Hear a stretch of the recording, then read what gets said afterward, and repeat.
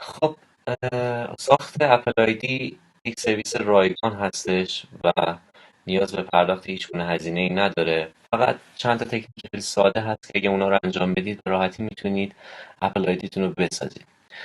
اولین نکته این هستش که آیفون خودتون رو حالت ایرپلن مود ببرید و سپس وای فای خودتون رو روشن کنید.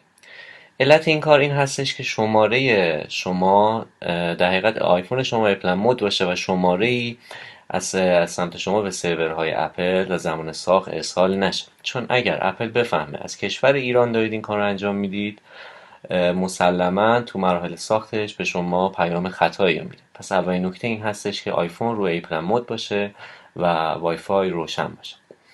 دومین نکته که باید انجام شه اتصال به شبکه VPN هستش. یعنی شما حتما باید از Virtual Private Service ها استفاده کنید و VPN داشته باشید. یه نکته مهمی رو بگم توی ساخت اپل آیدی، ما دو جور VPN برای آیفون داریم. یه VPNی هست که از همینجا مستقیما میتونید کانکت شید، یعنی زمانی که شما از کسی که VPN رو داری خریداری میکنید تنظیماتی به شما میده که تو همین قسمت میتونید وارد کنید و از همینجا کانکت بشید، یعنی با روشن کردن گزینه اول VPN شما وصل میشه. یا حالت دوم استفاده از نرم افزارهایی مثل OpenVPN هستش یا AnyConnect هستش. یه موضوع خیلی مهم رو بگم، دوستانی که از شبکه ایرانسل دارن برای VPNشون استفاده میکنن، یعنی از خطوط ایرانسل برای اینترنت استفاده میکنن، نمیتونن از طریق خود تنظیم ستینگ VPNشون رو وصل کنن. متاسفانه ایرانسل L2TP رو بسته، یعنی اینجا تنظیماتی که تو قسمت اول تایپ میبینید نوشته L2TP برای ایرانسل بسته شده و دوستانی که اینترنت ایرانسل دارن حتما باید در نرم افزارهایی مثل OpenVPN یا AnyConnect استفاده کنن.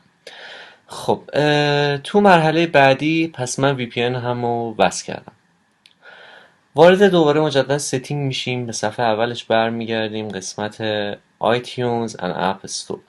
اگر اپل آیدی دارید و میخواید یه اپل آیدی دیگه بسازید، اپل آیدیتون رو ساین اوت کنید و اگر اپل آیدی تا حالا نداشتید با همچین صفحه مواجه میشید که گزینه ساین این داره و این پایین نوشته forgot Apple ID or password. یه نکته خیلی مهم اینه که برای ساخت اپل آیدی دقیقاً از مسیری که من اقدام میکنم باید این کار انجام بشه، چون اگر از این مسیر اقدام نکنید قطعاً تو مراحل ساختش با پیغام خطا مواجه میشید. ابتدا اپ استور خودتون رو باز میکنید و منتظر میشید تا لود کنه. یکی از برنامه‌های رایگان رو اصلا فرقی نمیکنه چی باشه باز کنید که اون برنامه رایگان باشه. خب برای مثال الان کلش رویال هستش، گزینه گت رو میزنم، سپس اینستال رو میزنم. خب چون اپل آیدیمو از قسمت ستینگ ساین اوت کردم، زمانی که اینجا دکمه اینستال رو میزنم یک پیغامی به من میده که آیا میخوای اپل آیدی بسازی یا اینکه میخوای با اپل آیدی که داری این برنامه رو دانلود کنی. من اینجا گزینه وسط که نوشته Create New Apple ID رو انتخاب میکنم. منتظر میشیم تا صفحه لود کنه.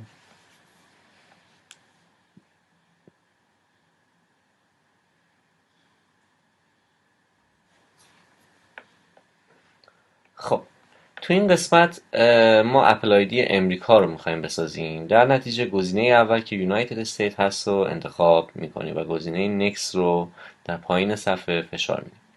از صفحه بعدی که میاد یک پیامی هست که اون اگری میکنیم، مجددا اگری میکنیم. خب در این قسمت از ما ایمیل میخواد، پسورد میخواد و یه سری سیکیوریتی کوئسشن میخواد. یه نکته بگم، اپل آیدی در حقیقت همون ایمیل شما هست. اگر شما یک جیمیل دارید یا یک یاهو میل دارید، هات میل دارید یا هر سرویس دیگری استفاده میکنید که تا به حال برای ساخت اپل آیدی از اون اقدام نکردید و اینجا وارد کنید. برای مثال من تو قسمت ایمیل میام یک جیمیل رو وارد میکنم، appleshopco@gmail.com. تو قسمت پسورد یه نکته داره، یکی از حروفی که برای پسورد انتخاب میکنید حتما باید کپیتال باشه در پسوردتون حتما باید عدد وجود داشته باشه و حروف وجود داشته باشه و یکیش هم دوباره مجدد تکرار میکنم حتما کپیتال باشه.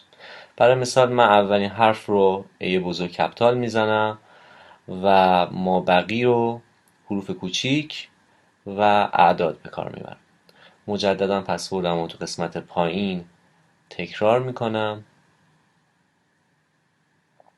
خب به قسمت سکیوریتی کوئسچن ها میرسیم. دوستان خیلی مهمه این سکیوریتی کوئسچن ها. اگر روزی اینا رو فراموش کنید و آیفونتون رو بدزدن و لاست مود کنید، حتما برای پیدا کردن روی نقشه احتیاج به سکیوریتی کوئسچن هاتون دارید. اگر میخواید برنامه‌های پولی رو از اپ استور دانلود کنیم، مجددا نیاز به این سکیوریتی کوئسچن ها دارید. پس تو انتخاب این سه سکیوریتی کوئسچن بسیار دقت کنید.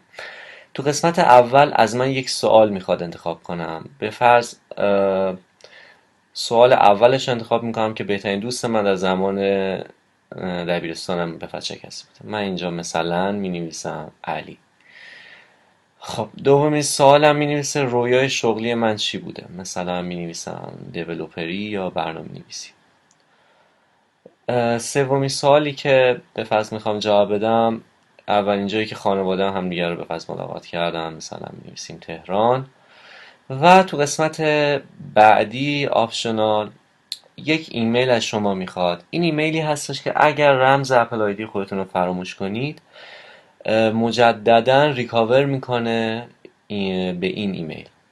خب من ایمیل شخصی خودم رو به فرض اینجا میزنم. میتونید ایمیل دوستتون رو بزنید یا اگر ایمیل دیگه ای دارید اینجا وارد کنید.